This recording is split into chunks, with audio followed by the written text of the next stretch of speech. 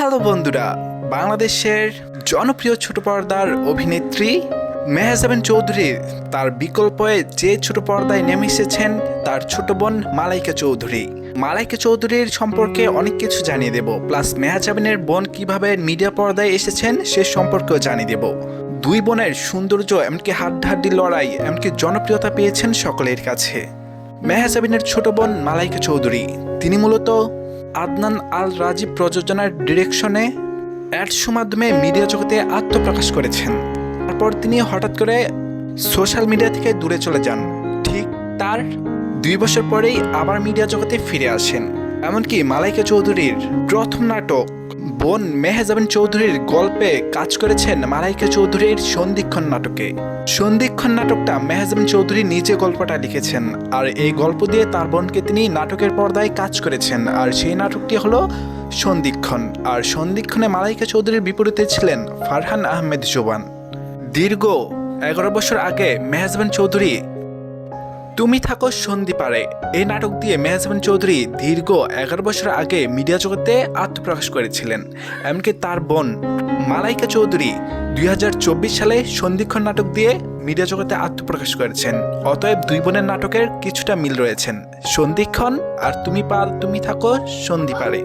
মেহজাবিন মূলত জনপ্রিয়তা পেয়ে ফেলেছেন বাংলাদেশের বুকে। এখন বর্তমানে মেহজাবিনের বোন মালাইকা চৌধুরী তিনিও খুব জনপ্রিয়তা পেয়েছেন তার প্রথম নাটকে। খুব ভালো সাড়া পাওয়ার পরে বর্তমানে তিনি আরেকটা নতুন নাটকে কাজ করেছেন।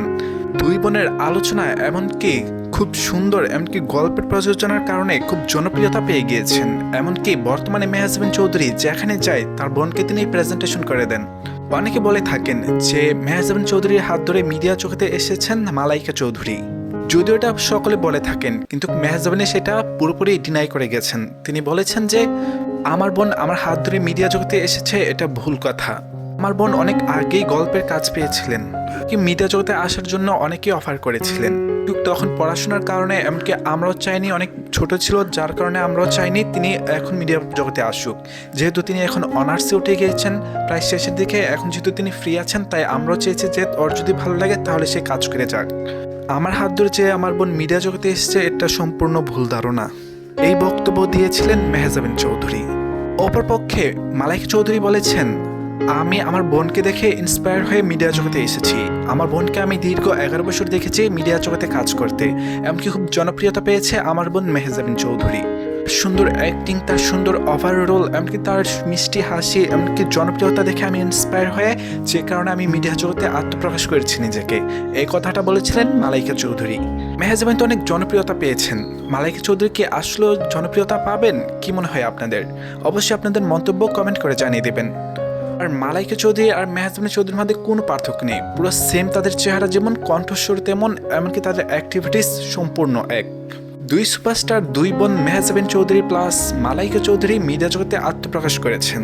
এখন আপনাকে কাকে বেশি ভালো লাগে, মেহজাবিন চৌধুরী নাকি মালাইকা চৌধুরী?